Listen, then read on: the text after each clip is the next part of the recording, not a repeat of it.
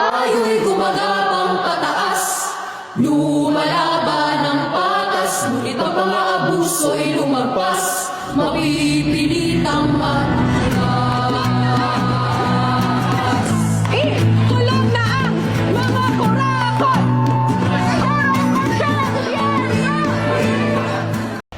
Ang daigdig ay wari isang salaming malinaw na sumasalamin sa lantad ng kalupitan ng lipunan. Kabilang ang pamahalaan at mga relihiyosong politikong nag-aanyong banal sa hanay ng kapangyarihan. Sila'y mga mapagpanggap sa ehekutibo, lehislatura at hudikatura na sa halip na maging haligi ng katarungan ay lalo pang nagpapalalim sa bangin ng kawalang katarungan at pagguho ng tiwala ng mamamayan sa pamahalaan at sa politika ng ating bansa. Ang ganitong mga usapin ay hindi na bago.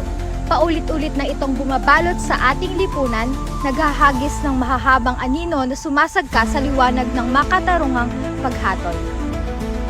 Isa itong di mabuburang tinta na umuukit sa kolektibong kamalayan, mga sigaw ng taong bayan na matagal nang umaalingaw-ngaw sa lansangan. Hitik sa hinagpis, nag-aalab sa galit at muling nagliliyab sa bawat lantad na panghahamak at pang-aalipusta ng mga nakaupo sa kapangyarihan. Ngunit hindi lamang ito simpleng bahid ng tinta ni isang panandaliang dungis sa dangal ng masa. Ito'y nagiging hulmahan ng kinabukasan, ang mismong balangkas ng buhay at lipunang kinahihinatnan ng mga Pilipino.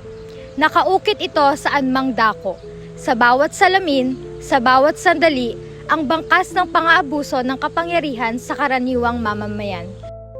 Kaakibat nito ang panukalang batas na walang habas na binabasura sa kabila ng layuning masanggalang at magtanggol sa bawat isa.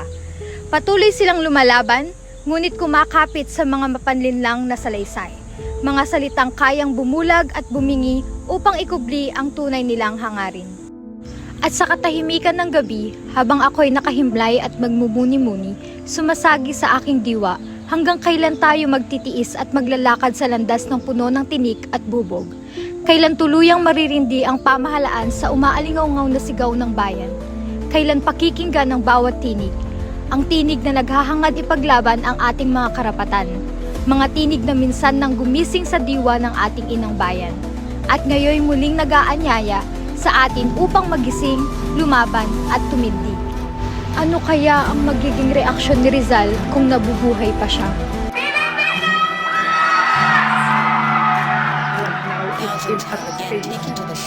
A silent crisis is an economic the emergency. education crisis in the Philippines.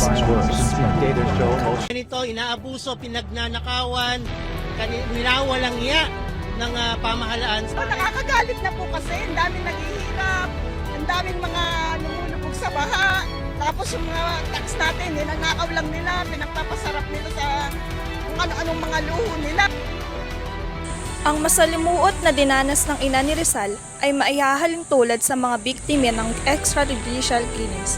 Mga buhay na nawala dahil lamang sa hindi pantay na hustisya. Sa halip na bigyan ng mas pantay na karapatan ang mga taong nasa laylayan, ay sila pa mismo ang pinagkakaitan nito. Trabaho ng batas na protektahan ang mga nasasakupan nito, ngunit dahil sa mga ganid na nakaupo at namumuno, ang batas ay naging dahilan upang abusuhin ang mga mamamayan. Ipinapakita lamang ng mga pangyayaring ito na ang batas ay pabor sa mga mayayaman at may koneksyon sa politika.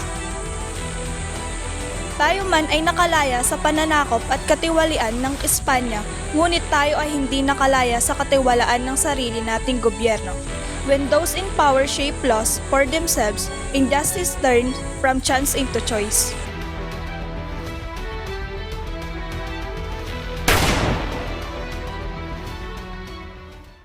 Walang bansang umuunlad kung ang mamamayan ay inaapi. Ito ay mula sa diwa ng akda ni Rizal na The Philippine A Century Hence. Hindi nalingid sa ating kaalaman ang pakikibaka ni Rizal para sa makatarungang sistema ng lipunan sa ating mga Pilipino. Nakita ni Rizal ang hayagang pambabastos ng mga nasa kapangyarihan sa mga taong nasa laylayan ng lipunan, mga biktima ng kapangyarihang politikal na hanggang ngayon ay nakikita pa rin sa ating bayan. Ang isang bayang minsang inalipin ng mga dayuhan, pinagkaitan ng kalayaan, kapangyarihan at katiwasayan sa sariling lupain ay binusulan ang tinig, ginapos ang mga kamay at inilayo sa liwanag ng katarungan. Sa pananaw ni Rizal, ang ganitong uring pang-aapi ay sumisikil hindi lamang sa katawan, kundi pati sa diwa ng sambayanan, sapagkat ang bayan na pinagkaitan ng dangal ay unti-unting nalugmok sa kadiliman ng kamangmangan at kawalang pag-asa. Sa kasalukuyang panahon, hindi na dayuhan ang humahadlang sa pag-unlad ng bayan. Hindi na banyaga ang umaalipin sa ating kapalaran, kundi ang mismong pamahalaang inaasahang magsisilbing sandigan ng mamamayan. Higit na masaklap ang sugat na idinudulot ng sariling kamay sapagkat ang dapat mag-aruga ay siya pang nagiging sanhi ng pagdurusa. Tila nanatiling nakabusal ang mga bibig, pinipigil ang tinig ng katotohanan. Nananatiling nakatanikala ang mga kamay, inaagawan ng kakayahang kumilos at lumaban. At ang mamamayan ay waring mga nilalang na naglalakad sa bubog, sugatan man ang mga paa ay patuloy na sumusuong sa landas ng pakikibaka. Umaasang balang araw ay muling masisilayan ang liwanag ng tunay na kalayaan. Sa pananaw ni Rizal, sa isang digmaang wala ng mas epektibong sandata, ang tao kundi ang kanyang katalinuhan at wala ng makapangyarihang pwersa kundi ang kanyang puso. Dahil ang sinumang may katalinuhan ay hindi nagpapabulag sa anumang kasakiman. At kung sino mang may puso, siya ang totoong may malasakit sa bayan.